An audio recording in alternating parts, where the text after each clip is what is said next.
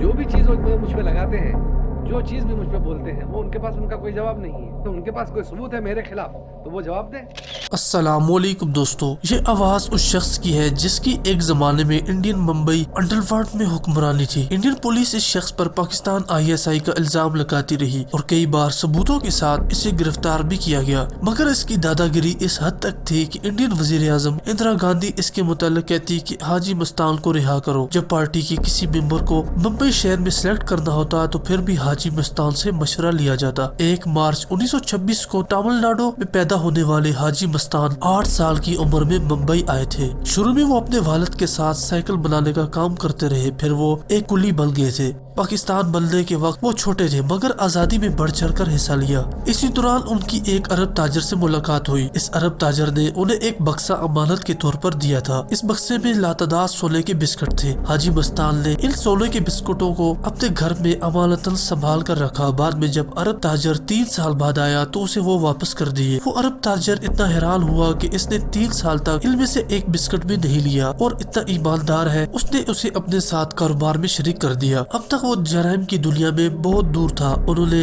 पहली बार कुलियों से हफ्ता वसूल करने वाले मकामी गुंडे शेर खान पठान की पिटाई कर दी। ये उनका पहला कदम था। अंडरवर्ल्ड में दाखिल होने का अब उनके लिए रास्ता खुल गया था। अब वो बड़े बड़े गुंडों से हफ्ता वसूल करने लगे। हिंदुस्तान की फिल्म इंडस्ट्री में वो पैसा भी लगाते रहे थे, यहाँ तक कि उनके दबदबे का ये आलम था कि कोई फिल्म उनकी इजाजत के बगैर न बनती। वो फिल्मों में अपने कारनामे लिख कर देते जिन्हें फिर फिल्माया जाता था। हाजी मस्तान ने कभी अपने हाथ में बंदूक नहीं पकड़ी थी। वो जब भी किसी को रास्ते से हटाते तो दूसरे गुंडों का सहारा लेते थे। पाकिस्तानी जासूस शुजा जब भारतीय पुलिस की जेल तोड़कर भागा था तो उसने हाजी मस्तान से पनाह मांगी थी। बकौल अबू शुजा के हाजी मस्तान ने उससे अपनी पनाह में रखा और 15 दिन तक उसका इलाज भी करवाता रहा और उसकी अच्छी मेहमान नवाजी भी की। जब अबू शुजा बिल्कुल ठीक हो गया तो उसे नेपाल के रास्ते हिंदुस्तान से बाहर भी निकाल दिया था। अबू शुजा कहता है कि हाजी मस्तान हफ्ते में एक बार ISI से अहकामात भी लेता था। उसके मुतालिक ये बातें वहाँ की पुलिस को भी पता थी, लेकिन वो हाजी मस्तान के आगे बेबस होती थी। हाजी मस्तान एक बहादुर निडर इंसान था। वो पाकिस्तान के मशरकी पाकिस्तान से टूटने पर बड़ा रोया था। जिन लोगों का पाकिस्तान को मजबूत करने का किरदार माना जाता है उसमें हाजी मस्तान का नाम भी शामिल है। हाजी मस्तान ने इंडिया के सबसे बड़े डॉन दाऊद इब्राहिम को भी तैयार किया, जो आज इंडिया के लिए सबसे बड़ा सरदर्द बना हुआ है। इंडियन पुलिस और इंटरपोल और दुनिया की तमाम एजेंसियां दाऊद इब्राहिम को ढूंढने में नाकाम है। 1975 में पहली बार इंदिरा गांधी ने उन्हें गिरफ्तार करवाया। जेल में वो 40 दिन तक रहे, लेकिन जेल से निकलने के बाद उन्होंने अंडरवर्ल्ड का काम छोड़ दिया और वो इससे दूर होते गए। अब उनकी जगह ये काम दाऊद इब्राहिम ने इख्तियार कर दिया था। दाऊद इब्राहिम ने हिंदुस्तानी पुलिस को काफी लचाया है। हिंदुस्तानी पुलिस तब से अब तक दाऊद इब्राहिम के पीछे पड़ी है और इंडिया हमेशा ये दावा करता रहता है कि दाऊद इब्राहिम पाकिस्तान कराची में महफूज है, लेकिन इसका वो कभी सबूत पेश नहीं कर सका।